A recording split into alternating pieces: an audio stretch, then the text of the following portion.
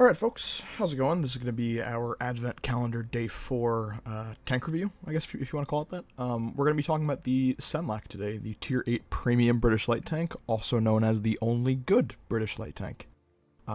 Do with that what you will, but I guess it's not saying much.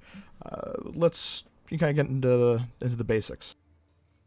So you have a crew of 3, which fits, I think, pretty well in regards to most of the line, minus the Manticore. So I think it's good for the... Let's check this real quick. Preview. Crew of 3.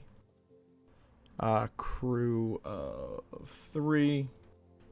And a crew of 3. Okay, so like I said, the crew fits nicely into the Tier 8-9, or 7-8-9, not the Tier 10 that only has 2 crew members, because why would you want a premium that you can crew train your Tier 10 in?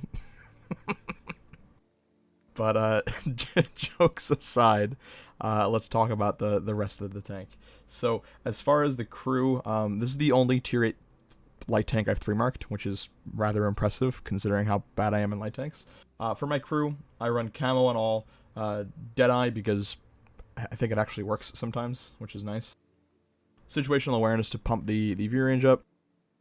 I forget what the view range on this is base, but we should be able to see right here. 400 meters view range base at Tier 8. Okay, again, not awful, but the Renegade, which just came out, also has 400 base, so do with that what you will. Let's get through the firepower and stuff. I'm getting off track. So you have 180 alpha damage with the AP, APCR. However, the nice thing is the penetration is 189, which for a light tank is okay. It's not good, it's okay. You can pen things, you know, at Tier 8, 189 pen goes a lot further than, you know, at Tier 10. Your premium is 223, which is not ideal, but with the increased shell velocity and the increased pen, this is a tank that fits in the same league as the Scorpion G, the Progetto 46, the T110E4, where it just feels more comfortable to fire premium. It doesn't really have a massive impact because the penetration just isn't that crazy. It just makes the tank feel a little more comfortable. That said, that's not where this tank shines. This tank shines with 90 millimeters of HE pen for 280 alpha. So you have almost 300 alpha at Tier 8 with 90 millimeters of pen. Other light tanks, medium tanks, even certain heavy tanks in the rear, you can pen. This is no slouch in regards to its high explosive ammo. You can see here, I actually carry more HE than I do premium, because I find with the 4.6 second reload, 10 degrees of gun depression, 1.65 second aim time, second aim time, and 0.35 dispersion, the HE is more than workable, especially when you consider the fact that the matchmaking nowadays is a little more forgiving as opposed to past iterations, I guess. But you know, when it comes to the gun, that is definitely not the weak point of this tank. With an HP of 1050, that's not ideal, but it's about standard fare for Tier 8 light tanks. Around, you know, 1000, whether it's, you know, up 100, whatever it may be, is, you know, pretty standard. It's not anything to really complain about too much, in my opinion. I think it is on the lower side, though. The hull armor is 22, 20, and 11. If you get shot with HE, you're straight up destroyed.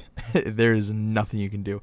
And the turret armor is not much better. There's no particular gun mantlet here to give you any sort of extra armor when you're using that 10 degrees.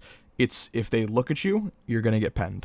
So you really can't treat this with any sort of modicum of armor. It's very much just about the gun.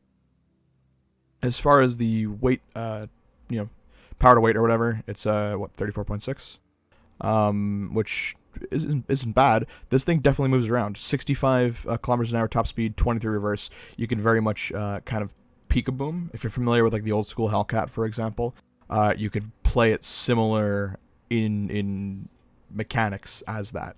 You poke, you shoot, and you run. Almost 31% camo with the crew that I have, and consider I am running food. I run food on all of my tanks, including premiums nowadays, just because it really does elevate them that little bit extra and makes it feel a little more comfortable. With the crew I have, without 100% situational awareness or recon, coded optics, food, we pull out 471 meters view range. Not bad. Definitely workable. But all in all, this is a good tank, in my opinion. Should you buy it? It depends. If you want a workable, fun light tank that's not overpowered, it's very kind of balanced, but not bad. I know a lot of people nowadays just say, "Oh, it's balanced, must be shit." Like, not necessarily.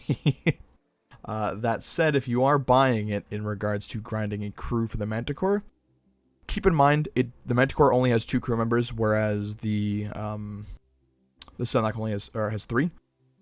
So you're gonna have an extra crew member, and that doesn't consider, what does this guy have? Commander driver. So you basically get your, what is it, gunner, I believe. He's just useless. He gets put, or his skills get put onto someone else, which is really, really frustrating.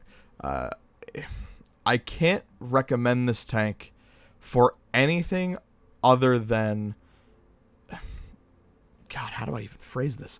You shouldn't get it if you want to like grind a crew for the Manticore. It helps, sure, but you're kind of wasting your time, because the driver, I think on this, or the commander gets the gunner perk, so you're just training up 1 crew member for nothing. It doesn't even really work for that. It's not particularly meta. It makes okay credits, but I mean, I enjoy it, but I enjoy it because I have a lot of premium tanks. You know, so it just gives me a little kind of variety, whereas I could not honestly tell people you should definitely go out and buy this for your first premium, or even your second, third, fourth premium. There's just no point. That said, we will consider the price in this regard. I believe it only costs 6,500 gold, which, considering you get a crew for it, you get a garage slot, you get a bunch of 5 times missions, that's okay. That's okay. This price is not that bad. It's just not something I would recommend for a new player, for someone who's looking to get their, first, second, third premium tank. This is more if you want something fun, kind of unique, a little different.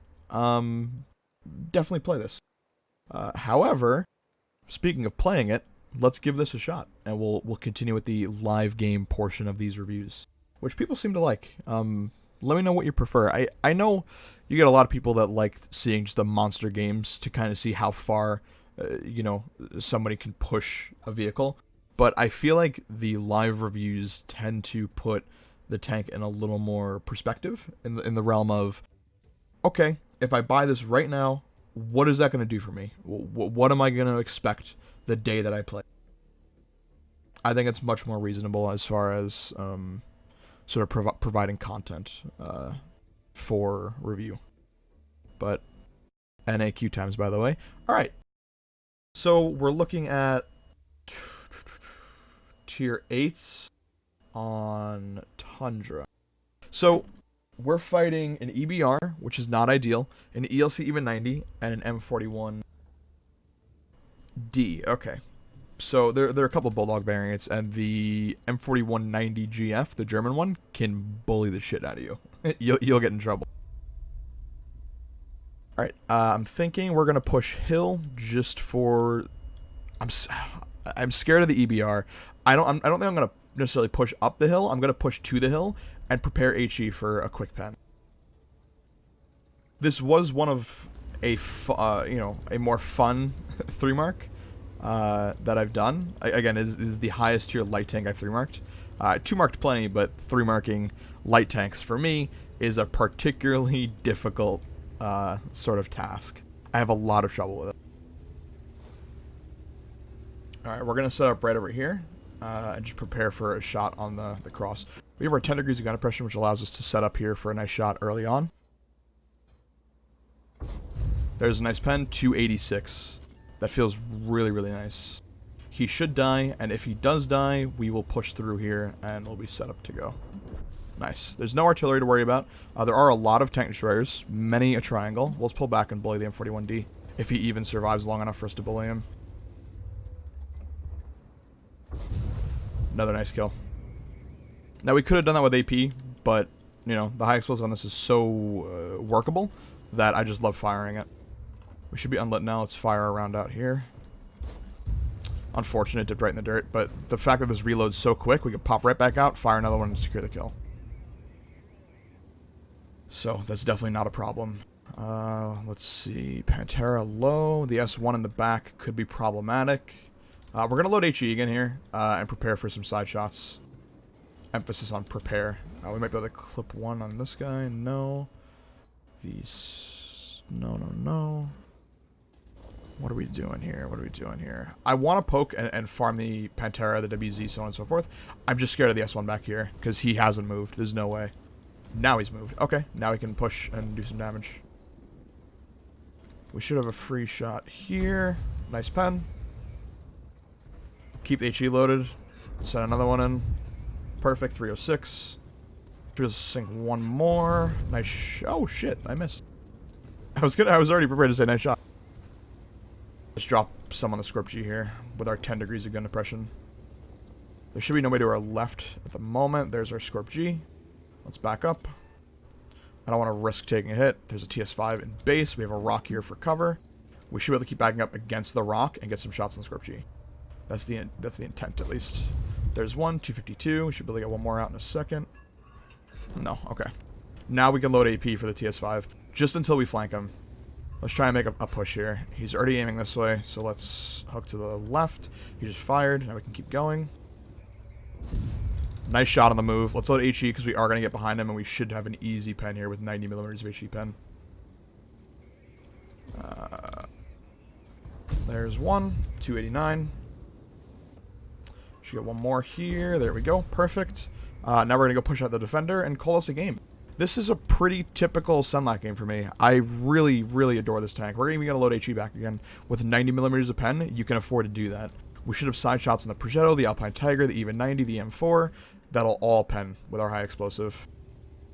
I'm hoping the defender doesn't snap me here. That would be really unfortunate. Let's poke out. Got a quick shot in the ELC. Good.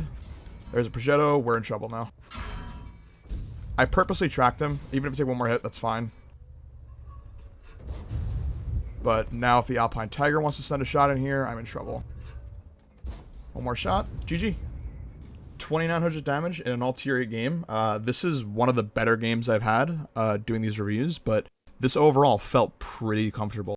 I know this tank isn't for everybody. That game ended particularly fast. But I love this vehicle. I absolutely adore it. 3-marking this was no small task for me.